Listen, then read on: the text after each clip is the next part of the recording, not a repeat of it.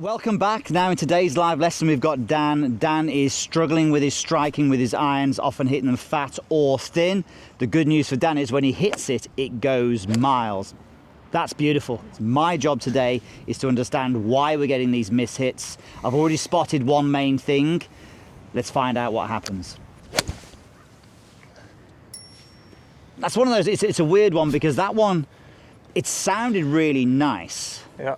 But you're such a high-speed player that even your mishits sound quite good. Okay, all right, let's look at this. Let's look at the analysis. Now, the good news is I've got two shots on here. I've got one with you nuking it and one with you fatting it. Okay. So this is really good. So there's so many good things going on. What I will say, we'll look at the front-on view first of all. This is the one that you actually hit heavy. If I look at this here, the yellow line is the impact line. I'm really interested in that. If you can get to that impact line, that's a real good thing for ball striking. Okay. If we have a look what happens in your swing, ex-volleyball player, so you know how to move. We were just talking about Micah Morris. That's what made him so long. Look at that left hip. Look at that left shoulder. Yep. You're on that impact line really early. Okay. So straight away when I see that, I'm going, well, it's nothing to do with shifting. You're good at shifting towards the target. Okay. But do me a favor. Check out the head in the orange box. Look what it does. Look how much you lose height in your downswing. So you can see you're about to hit the ground there. You just hit the ground there. Yep. Well, you can literally see what's like 3 inches before the ball. But look how much the head has dropped. Okay, bear that in mind. The one on the right, we nuked it. Absolute ripper, 190 yards, like unbelievable. Watch the head on this one. By the way, swing plane's amazing. Club swings down really close to the plane. It's really consistent for me. Watch the head though. It drops. I would say that's dropped less. Yeah, we can see probably an inch or two less that's actually dropped. Right. So the good shots for you at the moment depend on how much your head goes down when you're hitting a golf ball. If it goes down less, it makes sense at the moment, from what we can see, that you're probably going to strike it better. Okay. But we have to understand why is it doing that. Now, it's quite dark to see here from this front-on view, but I'm just going to show you here. Look at the gap between your elbows from when they start to when they get to impact. And we can see that the elbows, they get a little bit further, they flare out and they get wider. So if we think about it, you can see that left arm is what we would call a chicken wing. If we look at it from down the line as well, it really sort of sticks out. If we think of this, if you start with your elbows like this, but then you splay them like this, look what happens to the club. The club gets pulled into my body. Right. So the radius of our swing shortens, it decreases. There's a couple of ways we can get the club back down to the ball, and one of them is, let's just go down like that. So let's just drop our head into the ground to make up for that. Or are you doing that because your head is going down? So it's kind of like chicken and the egg.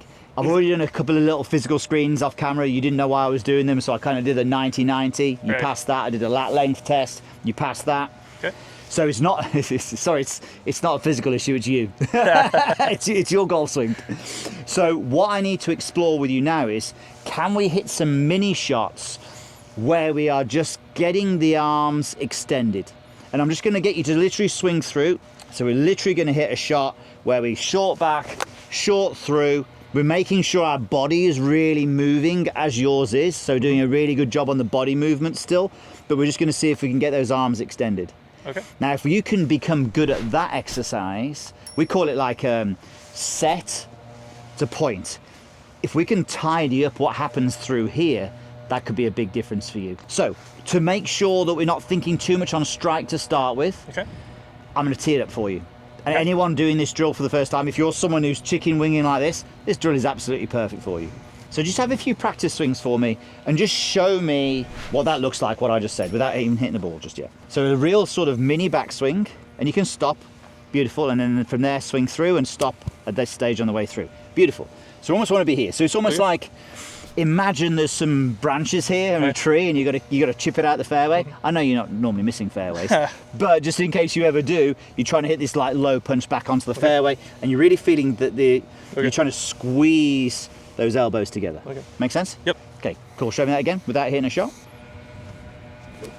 Okay, that's fine. You just broke your club. Yep. That's okay. Beautiful. That's good. And I like you still doing this at speed as well. So this ball would probably still go about 120, Yep. 130. I'm fine with that. I'm going to ask you a question. All right. If you become, let's just say that straight away, the first 5 shots, you nail the arms, what kind of shots do you think you might hit? If the head were to go down and your arms are extended, what Probably could happen? fat. Yeah, you could fat a few. Yeah. So we may fat a few to start with, but this is a great point because someone could look at this drill and say, oh, I'll try that and hit 3 shots and go, that was rubbish. I'm hitting it worse. All we need to understand is we don't know which one's happening because of which. I think this is happening and you're doing that to compensate it. Okay. But if we can actually get that worked out, then the head is probably naturally just going to have to, with time, go, oh, now I have permission to move a bit freer through the hit as opposed to going down. Makes sense. So stick there, stick there, stick there. This is really good. I don't think we could make that gap any smaller. Yep. I like it. Finish there, finish there, finish there. Beautiful. A little bit clean. Okay. All that nonsense I was talking about, you might hit a few fat. Obviously, I don't know what I'm on about. This is quite a nice shot, isn't it? Yeah. Maybe I just play that. Have you ever played golf in Scotland? Once. Okay, when you go back, use this shot a lot because you need to hit it that low when it comes to Scotland. So stay there, stay there, stay there, stay there, stay there, stay there, stay there. That's as good as it gets. Stay there though. This is amazing. Your whole body's worked and everything's gone. Look at this here. And Ali's going to come and have a look at this. How often do you see that on a par 3 when you're playing? Never. Never. Okay. T-peg here, divot starting an inch after. That is like... Take that. That's so good.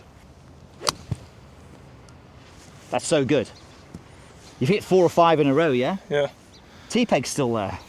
And there's no grass before it. And there's divots happening after the T-peg. That's like money. Yeah.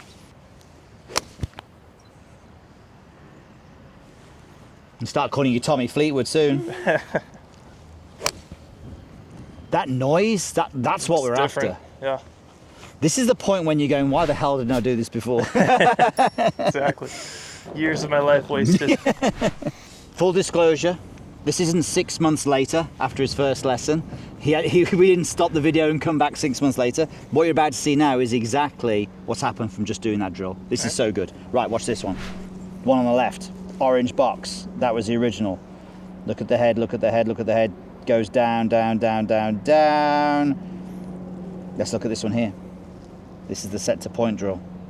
You still get the shifting really good. It still drops a little bit, but look at the difference on this one. And we know that, yeah, we're talking, I mean, what we're talking there, 2 inches higher? Yeah. But if we think about that, 2 inches is a lot. I've got to be careful how I say that, haven't I? But 2 inches is a lot, ladies and gentlemen.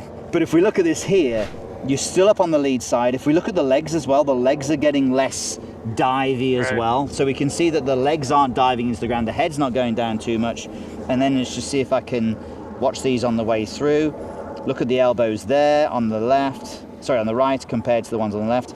I mean, it looks like, Big difference. I mean, it's a huge difference when it comes to that left arm and what it's doing. Awesome work from Dan there. Much better ball striking, much better compression, and hopefully more consistency. Now look, if you want to do exactly what Dan's done, we have taken him through our Pure Your Iron system. It's a 5-step system that if you follow through in order, it'll show you exactly why you're struggling with compression with your irons. All you need to do is click that link down there below, and we'll give you everything you need.